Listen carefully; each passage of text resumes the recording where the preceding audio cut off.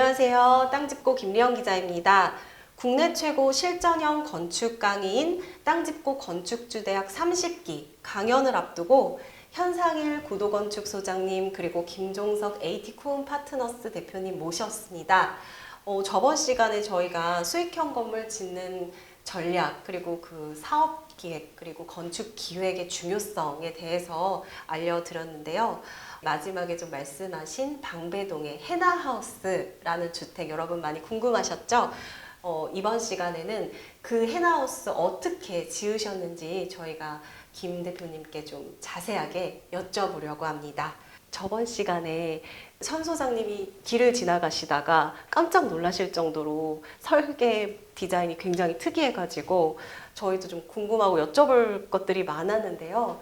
요거 그때 이제 어떤 목적으로 지으셨는지 좀 설명을 해주셨는데 실제로 이제 건축주분께서 어떤 거 원하셨고 또 그리고 그걸 설계에 어떻게 반영하셨는지 너무 궁금해요. 지난번에 건축주 만남에 대한 히스토리는 잠깐 설명드렸는데요. 건축주분께서 수익성 건물에 대한 생각은 있었고 건축물 디자인적인 거와 운영적인 것을 충분히 시장 조사나 고려를 하지 않았던 것으로 저는 보입니다. 그런데 저희들은 처음에 건축이 이미 허가가 나 있는 건물을 또 리모델링 정축을 이렇게 의뢰를 했을 때는 굉장한 설득력이 필요하거든요. 그때 저희들이 연남동에 연희동에 예쁘게 나온 작품들만 사진을 모았고요. 그리고 신축 건물에 이제 해야 되는 그런 주차 설비, 소방공사 이런 부분들로 인해서 공간이 예쁘게 나오지 않는 그런 불합리성을 설명을 충분히 드렸고 정축을 했을 때 그런 지나가는 그런 그 아름다움이나 이런 또 실내 소방공사에 대한 그런 혜택이라든지 주차 설비에 대한 그 혜택 이런 것들을 집약해서 설명을 드리면서 정축을 하게 되면 반지하에 상가도 탄생을 하고 1층에도 상가가 탄생한다. 그리고 또 하나는 또 이 예쁜 건물과 새로 정축을 하는 이런 협업해서 하는 이런 건축물 이런 부분도 좀 개성도 있고 해서 좋다고 설명을 드렸고요. 특히나 이분들이 여기 옛날에 살았었고 또 나중에는 또 사무실로 썼었고 해서 옛날에 살았던 그런 시간과 추억을 그대로 이어서 정축을 하고 또 그걸 또 임대 목적으로 또 쓰면 얼마나 좋겠습니까? 이렇게 하니 그분들께서 가장 좋았던 단어가 살았던 시간과 추억을 간직한다는 것이 좋았던 모양입니다. 그렇게 해서 거의 한 5분 만에 오케이 사인을 받고 그 대신에 설계는 몇 개월 걸리냐 이렇게 했는데 처음에는 자신감 있게 3, 4개월이면 됩니다. 이렇게 했는데 사실상 그 당시에 그 공공에서 특히 지역 이런 구청에서 리모델링 정축에 대한 그런 건축 그 의뢰가 없었나 봐요. 그래서 굉장히 부정적이었고 이 부시고서 신축하면 좋겠다 이런 말씀 때문에 저희들이 허가 내는데 한 1년 정도가 소요됐습니다.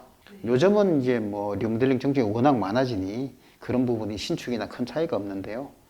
그 당시만 해도 그런 부분들이 많이 소요됐는데도 불구하고 기다려 주시고 또 이 건물을 건축하는데 또 공사까지 저희들한테 의뢰해서 저희들이 시공을 했는데요. 그 시공은 워낙에 이제 어려움도 많았지만 그 주변에 있는 그런 그 이웃들에 대한 그런 큰 민원은 없었던 걸로 기억이 납니다. 조금 원활하게 그렇게 시공을 크지 했고, 않았다. 네, 예, 네. 단지 처음에 시작했을 때 토목공사, 그 토목공사 업체가 부도가 나는 바람에 그 한 2개월 정도 지연이 되었어요. 준공도 한 2개월 지연이 되는 그런. 근데 건축주께서는 충분히 그걸 이해해 주시고 나중에 그 저희들도 극복을 하고 이런 예쁜 건물로 탄생을 했는데요. 여기 제가 좀 궁금한 게 원래 단독주택으로 쓰셨다고 했잖아요. 몇 층이었죠? 반지하 1, 2층 집이었습니다. 반지하에 지상 1층, 지상 지상 2층, 2층 이렇게 네. 있는 집이었는데 지금 이제 이 설계 단면도를 보면 너무 재밌는 게요. 그 집이 그대로 겉으로 보면 그냥 신축 건물 같잖아요. 근데 이 설계 단면도를 뜯어보면 신축이 이 집을 뒤덮고 있어요. 집 모양으로 그대로 이게 설계도에 들어가 있거든요. 이게 설계도 좀 봤지만 이런 것 정말 독특하다라고 느낀 부분이고, 이게 만약에 그럼 신축을 했으면 여기 반지하는 뭐 없애야 되는 그런 부분이 되는 없앤다기보다는 건가요? 초기에 신축 허가가 나 있던 건물인데 처음에는 이게 필로티 주차장으로 있었습니다. 아, 이 반지하 부분이. 네네. 네. 그래서 그러다 보니까 지나가는 그 시각적인 것은 주차장이 보이게 되어 있었죠. 아, 그러면 지금 주차장은 뒤쪽으로 넘어간 건가요? 주차장은 그 건물과 건물 사이사이에 이렇게 배치를 해서 특히 리모델링 정축을 하게 되면 네. 기존 있는 건물은 주차 점수에서 빠지게 되거든요. 서비스 면적을 받기 때문에 정축하는 그 면적에 대한 주차를 법적 적용하면 되니까 네. 그 혜택을 받기 때문에 이런 건물이 탄생한 것 같습니다. 또 굉장히 총 몇 층이라고 하셨죠? 지하 2층에 지상 6층으로 지상 6층 건물을 거의 뭐 신축한 거나 다름없어 보이는 그러한 증축 리모델링인데요. 저 현 소장님께 궁금한 거는 지나가다가 김 대표님 건물이다 이렇게 좀 약간 아셨을까요? 제가 뭐 이제 지나가기 전에 건축사 협회에서 발간되는 건축사라고 하는 잡지가 있어요. 네. 거기에 이제 표지로 이 건물이 들어온 거예요. 그래서 이거 조금 독특하게 공사가 되었네. 그리고 이제 한번 그 근처에 볼 일이 있어 갔다가 자연스럽게 한번 가보게 됐습니다. 근데 저 건물 이제 직접 가서 보시면 아시겠지만 한쪽 면에서 보면 그냥 노출 콘크리트 신축 건물이 쫙 보이는데 코너 따라서 딱 돌아가면 갑자기 느닷없이 옛날 단독주택이 나와요. 그래서 제가 그전에는 지금 어떻게 이게 지어진 거에 대한 얘기를 사실은 제대로 듣지 못했었는데, 우리 예전으로 치면은 아파트에 대한 어떤 그런 추억은 좀 덜해도 뭐 집이 작아도 단독주택에 대한 추억은 되게 많이 갖고 계시는 게 일반인들이거든요. 근데 그 단독주택의 추억을 고스란히 살려서 거기에 신축의 요소까지 곁들여 갖고 중축 리모델링을 한 거잖아요. 그러니까 이게 지어질 그 당시는 리모델링이 아까 말씀하셨다시피 대세가 아니었다 보니까 상당히 리모델링 하기가 접근하기가 쉽지 않았을 텐데, 워낙 그쪽으로 경험이 많으셔서 그런지 제가 아마 저 땅 의뢰 받았어도 저는 그냥 신축으로 다 때려 부시고 신축으로 올렸을 텐데, 저걸 저렇게 만들어냈다는 것 자체가 제가 이 확실히 다른 접근, 다른 기획, 그래서 발생이 만들어내질 수 있는 하나의 작품이 되었구나.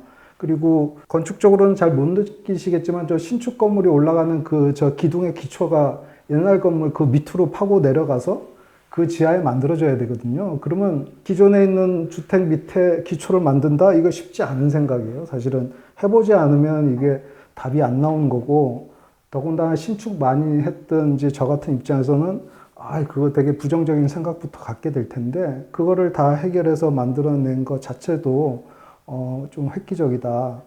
그런 쪽으로 제가 조금 많이 보게 됐습니다. 네. 그거 어떻게 하셨어요? 지금 말씀하신 부분 어떻게 해결하셨어요? 어려운 부분이다라고 말씀했는데. 중요한 정보는 네. 강의 신청을 하셨어요.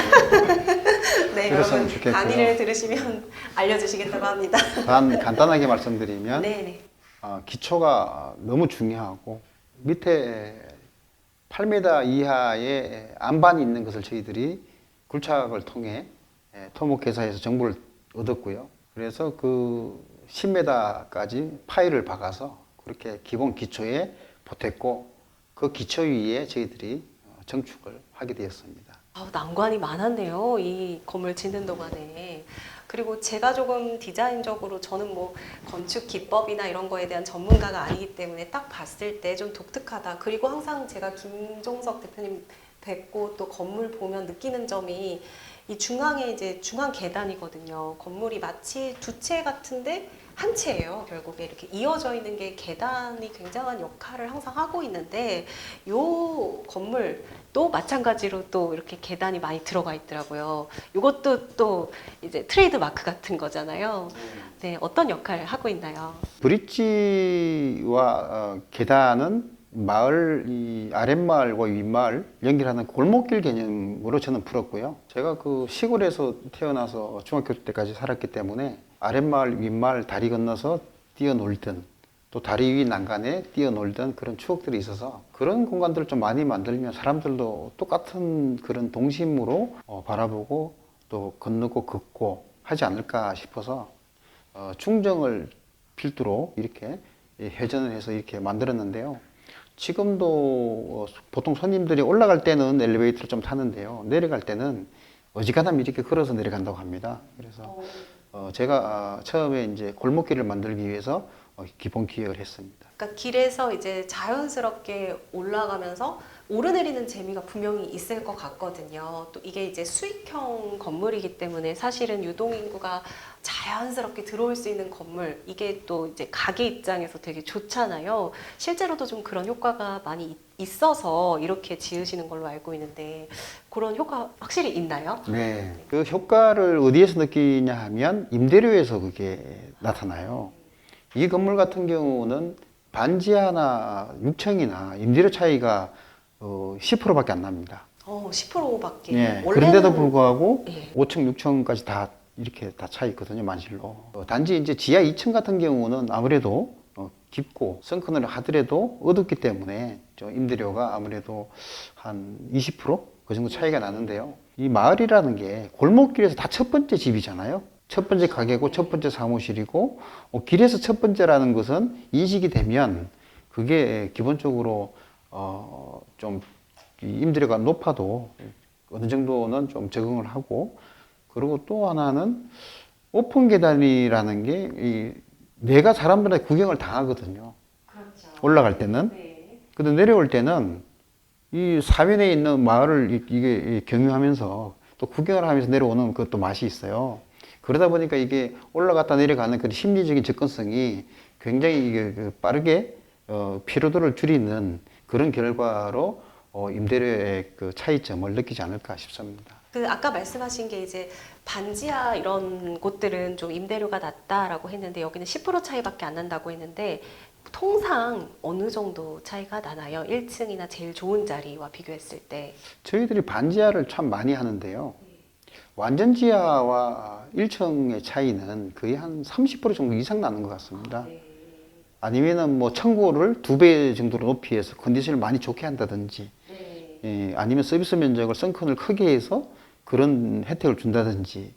그런데 완전 지하는 아무래도 뭐 사용 목적이 있어서 시각적인 것을 차단이 되기 때문에 그런 부분들이 임대료 차이가 극명하지 않을까 싶습니다. 네, 그런데 이제 김 대표님이 만드신 이런 건물 같은 경우는 제가 여러 사례들을 봐도 여기가 1층인지 지하인지 잘 모르겠는 것들이 되게 많아요. 지금 건물도 사실 보시면은 여기가 1층인지 지하인지 좀 헷갈리는, 그런데 여튼 정말 이 독특한 설계 기법으로 이렇게 좀 더 수익이 나는 건물 이렇게 만드셨는데요. 제일 궁금한 게 비용이에요. 이런 거 하나 지으려면 얼마나 드나요? 연면적 대비 그 당시 공사비로는 신축보다 많이 들었습니다. 네, 오히려 이게 리모델링 증축 건물임에도 불구하고 그 당시에 저희들이 리모델링 경험이 아주 특화되진 않았었고요. 그리고 또 많이 했더라도 작은 건물들 위주로 많이 했기 때문에 이렇게 크게 지하 2개층을 기존 건물 놔두고 또 이렇게 하고 또 지상 또 6개층을 증축을 한 사례는 없었거든요. 거기에 대한 리스크를 건축주께서 다 부담을 하셨는데 지금도 감사하게 네, 열심히 어찌 하고 보면 있고요. 굉장한 모험을 하신 거네요. 네, 지나가다가 건축주 만나면 왜 이렇게 칭찬을 많이 해주신가요? 하고서 저한테 전화가 오는데 칭찬을 요즘도 많이 해주셔서 참 감사하다고 지금도 말씀드리고 싶고요. 그 대신에 저희들이 공사비가 조금 더 늘어났지만 임대료가 인근에 있는 사무실들, 인근에 있는 가게들로 보면 40% 정도 더 받는 걸로 알고 있습니다. 평당 임대료가. 여기 있는 이 안에 있는 가게들이. 네네. 네. 그래서 충분히 그 가치는 인정을 받았다고 보고 저희들이 이렇게 만족해하고 있습니다. 사실 신축하기로 했다가 리모델링 설득하셔가지고 리모델링으로 했는데 또 비용이 신축보다 더 나오네? 이러면 정말 사실 그 민원이 있을 수도 있는데 있을 법도 한데 결국에 이제 결과로 이렇게 증명을 하셔서 사실 정말 효자 같은 그런 건물이 되어서 다른 이런 신축 건물보다 훨씬 수익률이 좋았다 이런 말씀이시죠. 중요한 것은 건축주께서 5년이 지났는데도 불구하고 저희 회사를 칭찬해주고 명절 되면 또 맛있는 차도 선물해 주시고 네. 그런 것들이 다 좋은 결과가 아닐까요? 네, 그렇습니다. 네.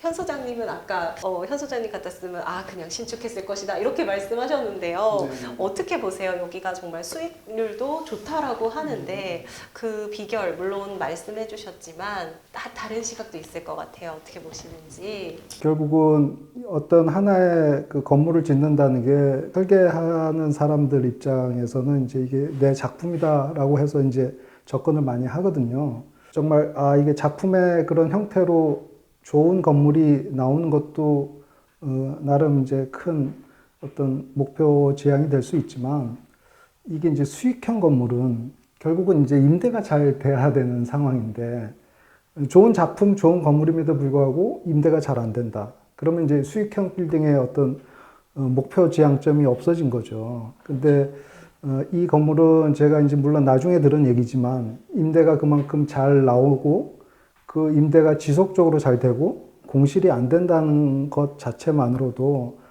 애초에 기획이나 목표점을 잘 잡았고 그걸 잘 풀어낸 건물 아니겠는가. 그래서 제가 최근에 들어서 수익형 빌딩, 우리가 흔히 얘기하는 꼬마 빌딩 이런 거를 이제 설계하면서 많이 접근하는 방식도 어떤 작품성에 대한 것도 고려는 해야 되겠지만 설계자로서 임대 수익률에 대한 부분이 잘 나올 수 있도록 어떻게 접근하고 해결을 할 것인가.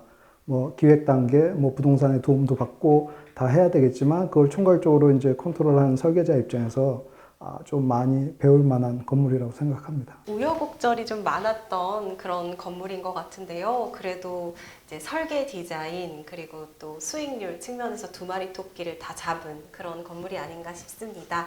오늘 방배동의 이 헨하우스 저희가 소개해 드렸고요. 건물 보시고 상가주택 짓기 하시는데 많이 좀 도움 되셨기를 바랍니다. 저희 땅짚고 건축주 대학 오는 3월 19일에 개강을 하고요. 지금 땅짚고 홈페이지에서 수강 신청하실 수 있습니다. 국내 최고 전문가들 다 모셨거든요. 기대해 주시고 또 수강 신청 많이 해주시면 될 것 같습니다. 오늘은 여기까지 인사드리겠습니다. 감사합니다.